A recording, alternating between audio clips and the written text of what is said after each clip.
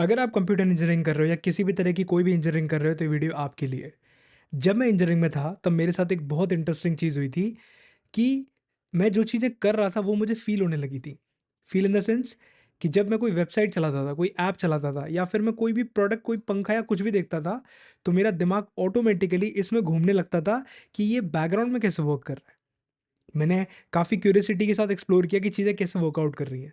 अगर एक प्रोडक्ट को ऐड टू कार्ट में कर रहा हूँ या फिर उसको उसकी क्वांटिटी बढ़ा रहा हूँ या उसमें कार्ट में कुछ नया ऐड कर रहा हूँ या फिर कार्ट को क्लियर कर रहा हूँ या फिर कोई लॉगिन कर रहा हूँ, कुछ भी कर रहा हूँ, तो ये अंडर द हुड कैसे वर्क कर रहा है और मेरा दिमाग इसमें काफ़ी चलने लगा था। इसके साथ-साथ जब मैंने कोडिंग को ऑप्ट किया, तब रात में सोते वक़्त मेरे दिमाग में कोडिंग चलने लगी। पहले मुझे लगा कि मैं हिल गया मुझे लगा कि मैं एक्चुअली गया।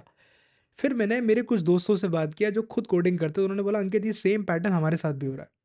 मैंने फिर और लोगों से बात किया, तो पता चला कि ये सबके साथ नहीं हो रहा था, लेकिन बहुत से लोगों के साथ ये हो रहा था।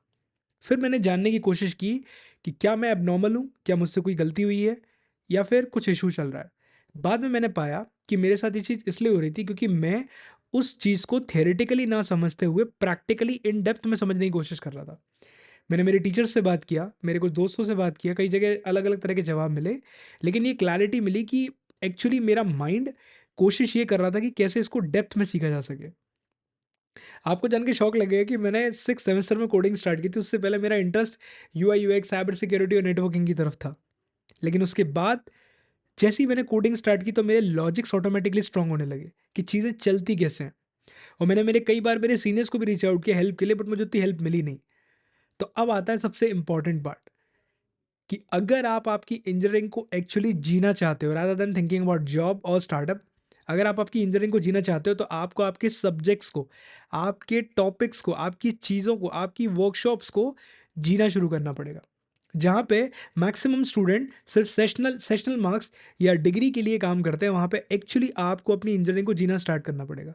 चाहे आप कंप्यूटर इंजीनियर हो, आईटी इंजीनियर हो, सिविल, इलेक्ट्रॉनिक्स या कुछ भी। आपको ये समझना पड़ेगा कि अगर आप आपके सब्जेक्ट्स को एन्जॉय करना शुरू कर दोगे, तो ऑटोमैटिकली आप उस लेवल का इंटरेस्ट क्रिएट कर दोगे जो एक्चुअली मैक्सिमम आपके साथ वालों में होगा ही नहीं। अगर आप ध्यान से देखोगे तो इस टाइम पे जो भी कंप्यूटर इंजीनियर्स होते हैं वो फर्स्ट ईयर से आजकल डीएसए स्टार्ट कर देते हैं। उनको लगता है कि जॉब तभी मिलेगी जब 4 साल अच्छे से डीएसए करेंगे और वो अपनी इंजीनियरिंग को एन्जॉय नहीं करते। They are working like a bot. Sorry to say but this is the harsh reality कि वो अपनी इंजीनियरिंग को एन्जॉय नहीं करते। मैंने एक प्राइवेट कॉलेज से इंजीनियरिंग की थी। मेरा सपना था आईआईटी जेईई में जाने का। आईआईटी कॉलेज में जेईई क्रैक करके, बट अनफॉर्चुनेटली मैं वो क्रैक नहीं कर पाया। मैंने 2 अटेम्प्ट दिए और दोनों बार में मेरा नहीं हुआ। बहुत बुरा लगा मुझे। लेकिन मैं आपको अभी भी बोलता हूँ कि आप एक टियर 3 कॉलेज में रह के, टियर 4 कॉलेज में रह के भी बहुत कुछ बन सकते हैं, अगर आप आपकी पढ़ाई को, आपकी इंजीनियरिंग को एक्चुअली जीना स्टार्ट कर दें। रादर देन सब्जेक्टिव एग्ज़ाम निकालने के या सिर्फ जॉब पाने के या कुछ और करने के। मुझे आज कॉलेज ख़त्म हुए 10 साल से ऊपर हो चुके हैं। आज ये चीज़ फ़ील होती है कि हाँ, फ़र्क पड़ा है इन चीज़ों का। मैं थ्योरेटिकली, एकेडमिकली उतना अच्छा नहीं हूँ। मेरे मार्क्स बहुत एवरेज रहे हैं। लेकिन प्रैक्टिकली जब मैंने कोई चीज़ पकड़ी तो उसको इतना डेप्थ में किया कि मुझे मज़ा आने लगा। मतलब मुझे आज भी याद है कि बहुत हेल्प मिलती थी जब मैं कुछ बना रहा था तो मेरा माइंड कैसे वर्क करता था।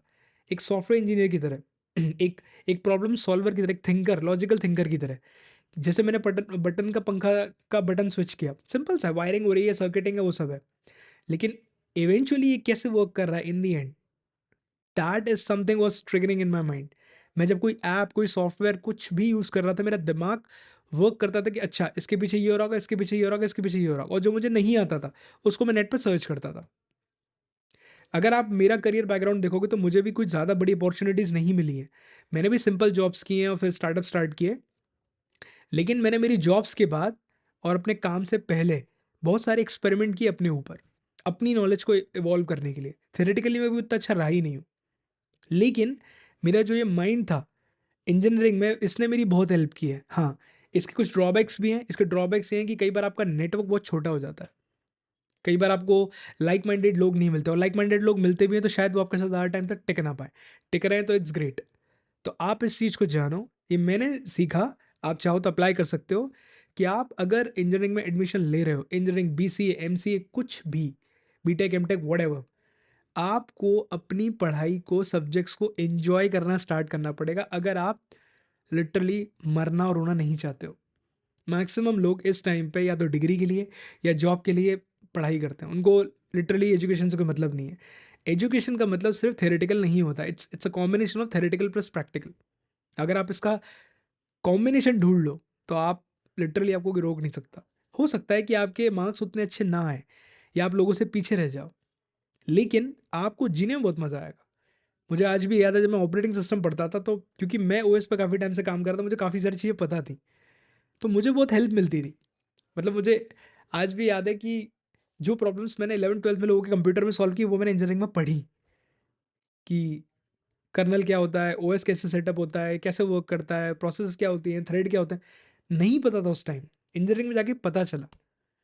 नेटवर्क में कोएक्सियल केबल क्या होती है, आरजे45 क्या होती है, लैन क्या होती है, कैसे क्या वर्क करता है, ऑप्टिकल फाइबर कैसे वर्क करती है, बहुत सारी चीज़ें सीखी, समझी। तो अगर आप आपकी इंजीनियरिंग, आपकी पढ़ाई एन्जॉय करना चाहते हो, और ये सिर्फ इंजीनियरिंग बैकग्राउंड के लिए नहीं है, आप किसी भी सब्जेक्ट के स्टूडेंट हो, अगर आप उसको एन्जॉय करना चाहते हो, तो आपको खुद को ये बताना पड़ेगा कि आपको आपके सब्जेक्ट्स को फ़ील करना पड़ेगा। आपको आपकी चीज़ों को फ़ील करना पड़ेगा। बट अंकित, बहुत सी चीज़ें तो मिलती नहीं है, इट्स फाइन, लेकिन मैक्सिमम चीज़ें आपको मिलेंगी। तो आप इस चीज़ को समझो, अपनी लाइफ़ में उतारो, आप नोटिस करोगे कि आप अपनी पढ़ाई को एक्चुअली एन्जॉय कर पाओगे। हमारे यहाँ ये कल्चर बनाया गया है कि जॉब मिल गई, हाई सैलरी है, सबसे सॉलिड। आज के टाइम पे एक नई चीज़ चल रही है कि कंटेंट क्रिएटर लोग ज़्यादा पैसा कमा रहे हैं, लो कर दिया तुम्हारी डिग्री पे, ये कर दिया एक्स वाई ज़ी वही समझ रहे हो ना तुम लोग।